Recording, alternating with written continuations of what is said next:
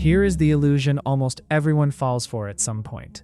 You look at your bank balance, you leave the money alone, and you assume nothing is happening.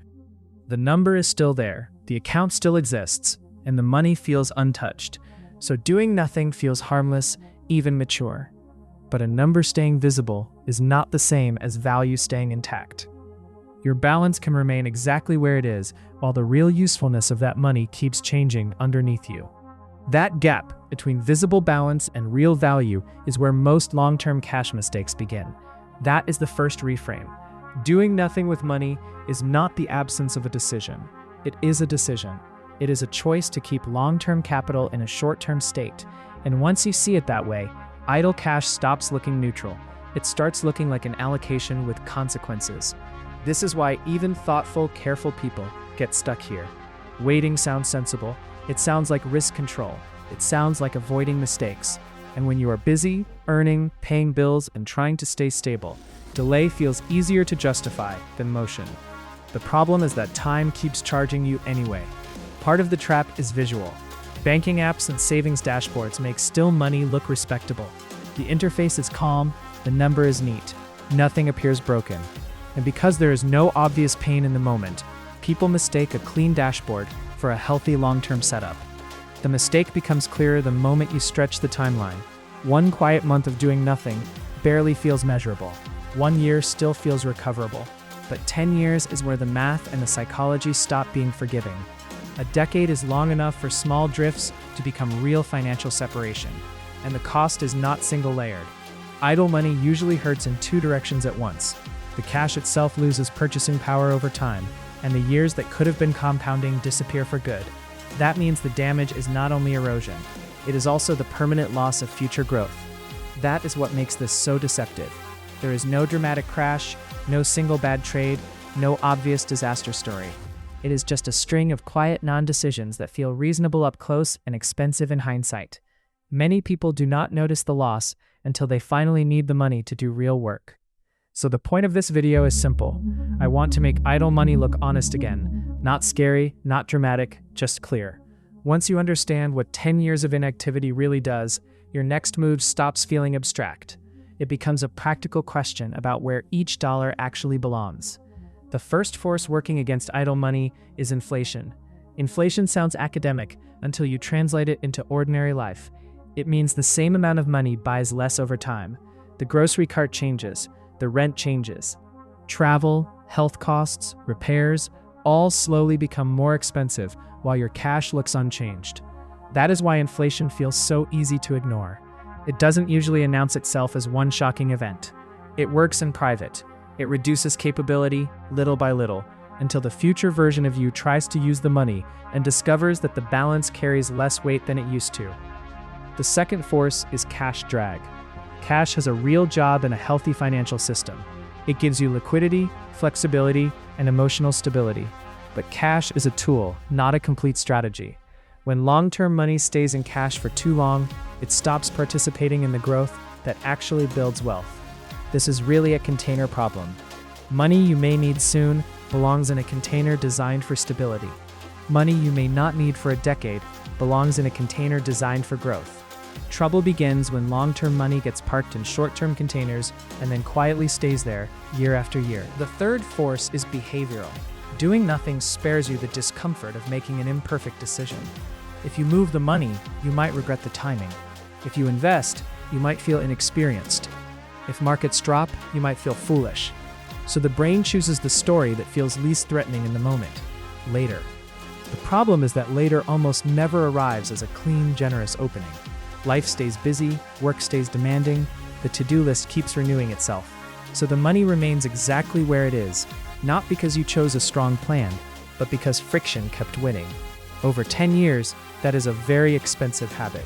There is also a structural reason people stay parked. Modern banking systems are built to make idle cash feel normal, clean, and respectable. A checking account feels familiar. A savings account feels responsible. The interface tells you what the number is, but not whether that number is positioned correctly for a 10-year horizon. This gets even harder to notice when income is rising.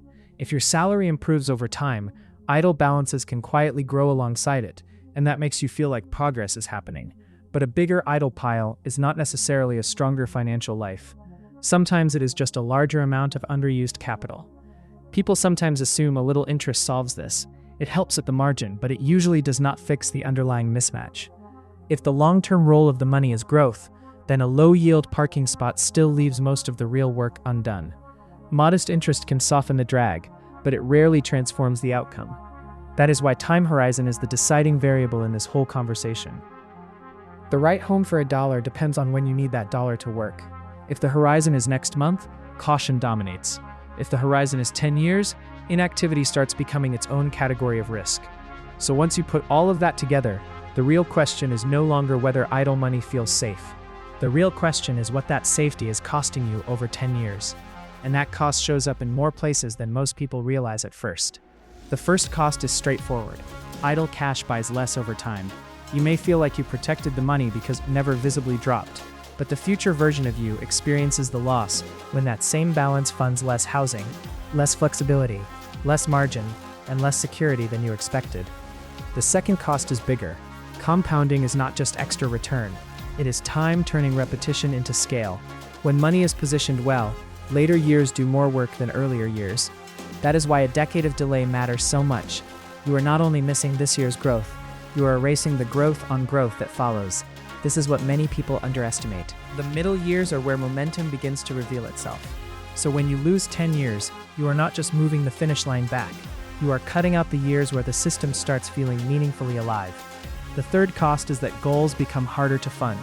The home deposit feels heavier, the sabbatical feels further away, the business runway feels thinner. The future is still technically possible, but it now requires more saving, more sacrifice, or more time, because the earlier years did not carry their share. Then there is optionality. Money that grows becomes room to breathe.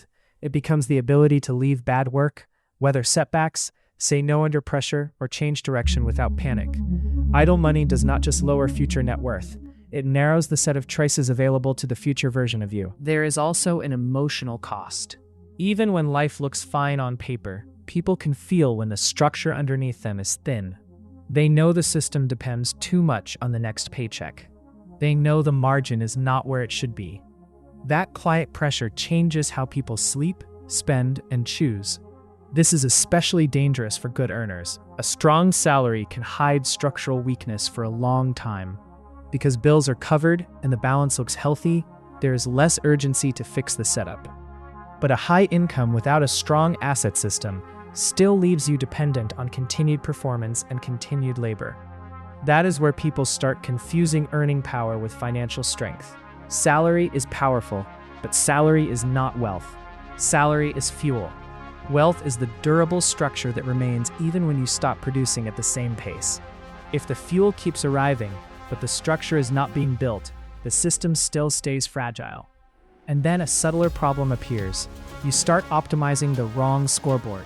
Bigger paycheck, bigger account balance, bigger lifestyle. But the thing you actually wanted was resilience, autonomy, and the freedom to make decisions from strength instead of urgency. Idle money can keep those real outcomes frustratingly far away. So the end result of 10 passive years is not usually a dramatic collapse. It is something quieter and, in a way, more frustrating. A life that looks fine from the outside, but contains less flexibility, less built-in security, and less accumulated momentum than it should after a decade of work. The better framework starts with a different question. Stop asking whether your money is safe. Start asking whether your money is in the right job. That question is better because it respects context. It recognizes that money meant for next month should behave differently from money meant for 10 years from now. Cash is safe for immediacy.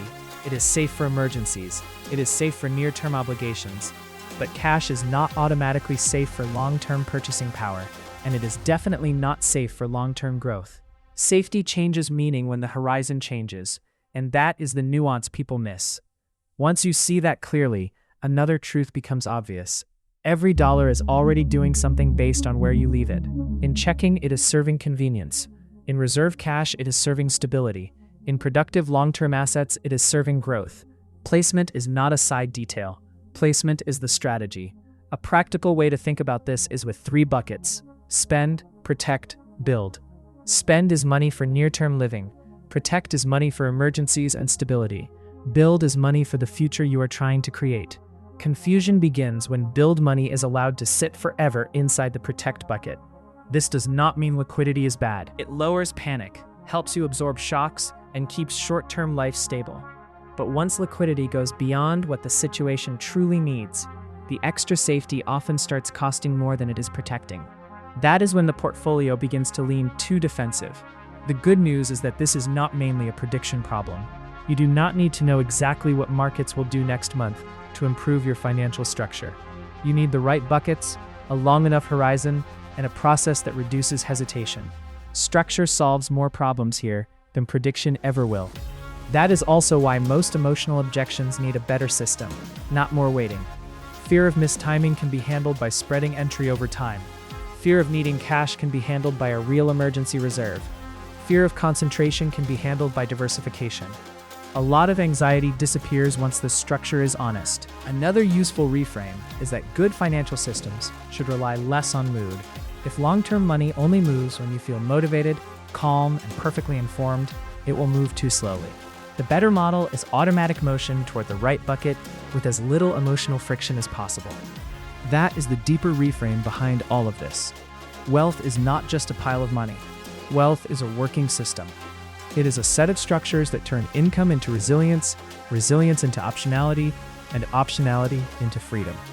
If the money is static, the system is not really doing its full job. So here is the move. Audit every dollar you currently have and assign it a time horizon. Do I need this in the next year? Is this part of my real emergency reserve? Or is this long-term capital that should be building future wealth? That one exercise changes the entire conversation. Next, define what enough cash actually means for your life. Enough for bills, enough for true emergencies, enough for near-term obligations you already know are coming. But once that number is honestly covered, stop pretending the rest needs to sit in the same defensive posture just because it feels familiar. Then, move long-term money into a repeatable investment process on purpose, not impulsively, not dramatically, not as a one-time emotional swing. The goal is to place future-building money in a system designed for long horizons, broad exposure, and disciplined consistency, rather than endless parking. If you feel nervous, use that honestly instead of fighting it. You do not need one giant move to fix a decade of inertia. You can phase the transition in, spread it out, build familiarity while still creating motion. The important thing is not theatrical confidence. The important thing is finally breaking stillness. From there, automate the default. A recurring transfer, a defined allocation, a monthly rhythm that keeps long-term money from getting trapped in limbo again. The best systems remove the need to renegotiate the same decision every month. They turn progress into something boring, steady, and dependable. Then review the structure once or twice a year, not constantly, not excessively, just enough to see whether the buckets still match reality. Income changes, obligations change, goals change, and your money system should stay aligned with the life you are actually building, rather than the one you set up years ago. This is where people often get disappointed for the wrong reason. The solution is not exciting. It is structured, repetitive, and a little boring. But boring is exactly what allows the compounding years to happen. Wealth usually does not come from dramatic intelligence. It comes from correct placement repeated for long enough. So that is what really happens to your money after 10 years of doing nothing. But the purchasing power weakens, the compounding years disappear, and the future grows smaller than it needed to be. The money does not explode, it just fails to become what it could have become. But the good news is that the opposite is also true. 10 years of correct placement can quietly transform your financial life. Not through drama, not through hype, but through a system that gives each dollar the right job and enough time to do it well. If this changed how you think about money, subscribe. We publish 3 videos every week.